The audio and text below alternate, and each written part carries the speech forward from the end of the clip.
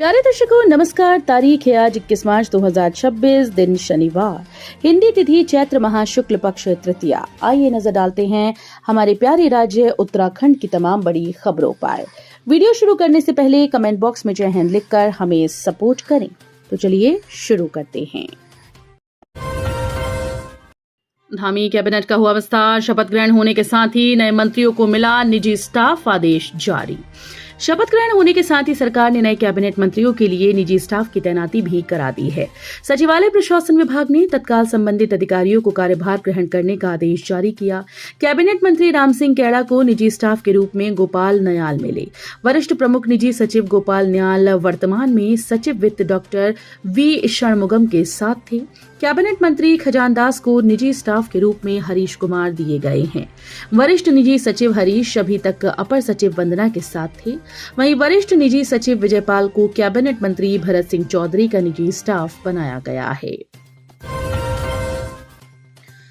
Uttarakhand police पर गिरी गाज। आरक्षी को तत्काल प्रभाव से निलंबित किया। एसएसपी की कार्रवाई से महकमे में हड़कंप। उत्तराखंड के हरिद्वार में अवैध खनन के खिलाफ सख्त अभियान के बीच सटकुल थाना क्षेत्र से कार्रवाई की खबर सामने आई। वरिष्ठ पुलिस अधीक्षक नवनीत सिंह भुल्लर ने खनन माफिया से कथित संलिप्तता पाए जाने पर शुक्रवार को एक आरक्षी को तत्काल प्रभाव से निलंबित कर दिया। एसएसपी की इस कार्रवाई से पुलिस महकमे में हड़कंप मच गया। एसएसपी ने ये स्पष्ट संदेश दिया कि जिले में अवैध खनन किसी भी कीमत पर बर्दाश्त नहीं किया जाएगा और इसमें शामिल किसी भी पुलिसकर्मी को बख्शा नहीं जाएगा। निलंबित आरक्षी को पुलिस लाइन में अटैच कर दिया गया है। मामले की गंभीरता को देखते हुए क्षेत्रीय अधिकारी सिटी शिशुपाल सिंह नेगी को जांच सौंपी गई। 1 अप्रैल से पहली बार नाइट फ्लाइट होगी शुरू। दून बेंगलुरु के बीच होगा संचालन। दून एयरपोर्ट से पहली बार रात्रि उड़ान सेवा शुरू होने जा रही है। एयर इंडिया एक्सप्रेस 1 अप्रैल से समर शेड्यूल में देहरादून बेंगलुरु के बीच रात्रि उड़ान शुरू करने जा रही है। एयर इंडिया एक्सप्रेस की फ्लाइट शाम 5:25 पर बेंगलुरु एयरपोर्ट से 3 घंटे 5 मिनट की उड़ान के बाद रात 8:30 बजे देहरादून एयरपोर्ट पहुंचेगी।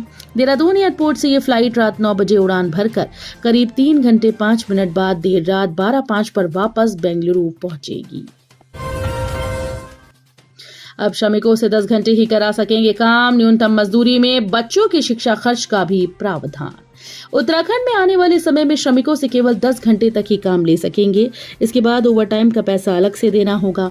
वहीं पहली बार न्यूनतम मजदूरी दर का वैज्ञानिक फार्मूला तय करने के साथ ही सरकार ने श्रमिकों के बच्चों की शिक्षा स्वास्थ्य का खर्च भी इसमें जोड़ने का फैसला लिया।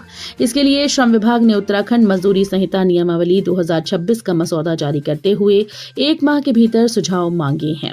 नए नियमों के तहत कार्यस्थल पर काम के घंटों से लेकर न्यूनतम मजदूरी तय करने के मानकों में बड़े बदलाव किए गए। किसी भी श्रमिक को एक दिन में 10 घंटे और सप्ताह में 48 घंटे से अधिक काम करने के लिए बाध्य नहीं किया जाएगा।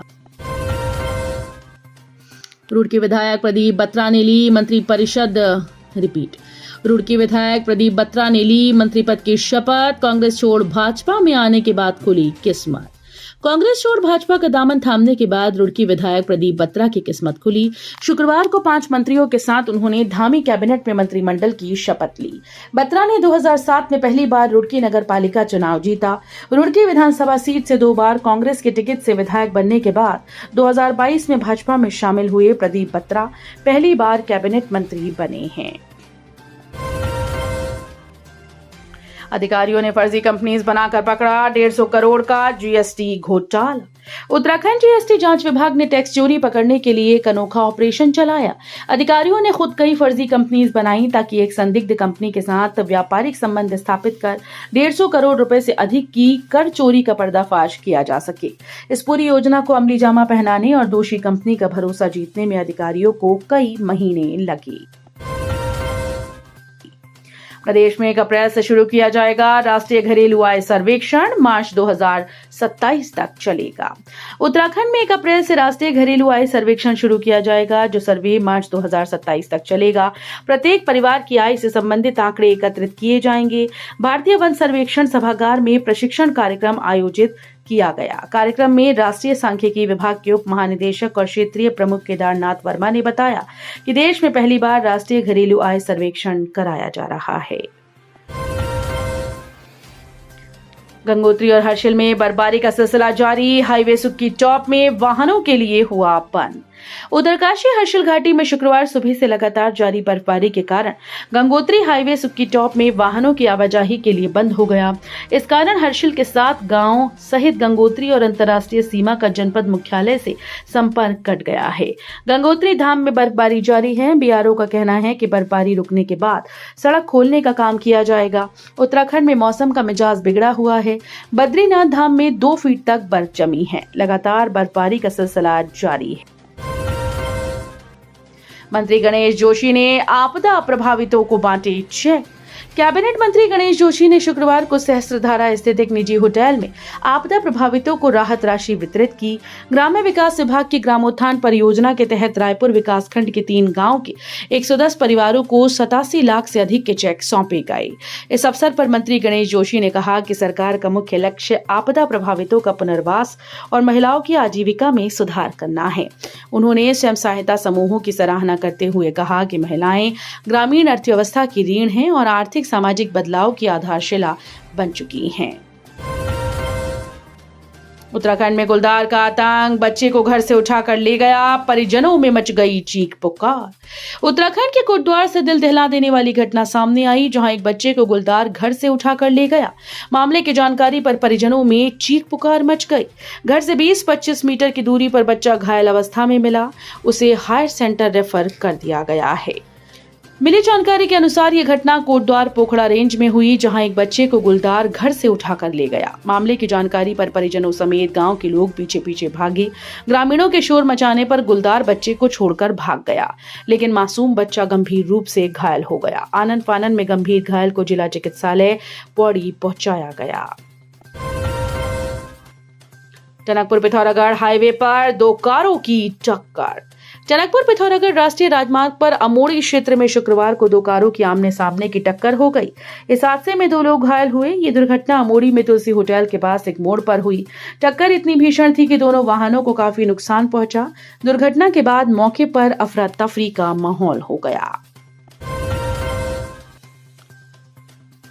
कुट्टू का आटा खाने से 11 लोग फूड पॉइजनिंग के शिकार, 5 की हालत गंभीर। रुद्रपुर में कुट्टू के आटे से बना भोजन खाने के बाद 11 लोग फूड पॉइजनिंग का शिकार हो गए। इनमें से 5 की हालत गंभीर बताई जा रही है। सभी को इलाज के लिए जिला अस्पताल में भर्ती कराया गया।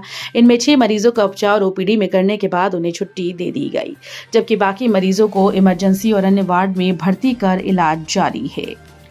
घटना के बाद स्वास्थ्य विभाग सतर्क हो गया है और मामले की जांच शुरू कर दी गई। दूषित आटे की आशंका जताई जा रही है। उत्तराखंड में सनसनीखेज मामला, खंडहर में मृत मिला युवक, पूरे इलाके में मची दहशत।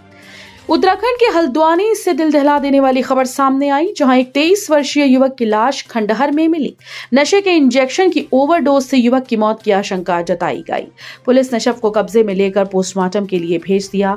मृतक के परिजनों में कोहराम मच गया है। मिली जानकारी के अनुसार ये घटना हल्द्वानी से सामने आई है, जहां पीली कोठी स्थित खंडहर में एक युवक की लाश मिली। मृतक की पहचान 23 वर्षीय शुभ दिवाकर के रूप में हुई। वो कुसुमखेड़ा हरिपुर नायक भूमिया विहार फेज 2 में किराए के मकान में रहता था। बुधवार शाम को दोस्त के साथ घर से निकला था, लेकिन घर वापस नहीं लौटा। परिजनों ने खोजबीन की, उसका कुछ पता नहीं चला। इसके बाद बृहस्पतिवार की शाम शुभ अचेत अवस्था में खंडहर में पड़ा मिला, जिसकी सूचना दोस्त की बहन ने फोन पर परिजनों को दी। तो ये थी उत्तराखंड की बड़ी खबरें। हम मिलेंगे अगले बुलेटिन में, तब तक के लिए धन्यवाद।